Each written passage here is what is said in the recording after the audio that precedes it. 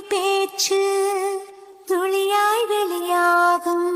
வானவில்லின் பேச்சு நிறமாய் வெளியாகும்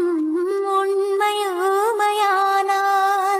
கண்ணீர் மொழியாகும் பெண்மையூமையானால் நாணம் மொழியாகும் ஓசை தூங்கும் ஜாமத்தில் உச்சி நீங்கள் மொழியாகும் ஆசை தூங்கும் இதயத்தில் அசைவு கூட மொழியாகும்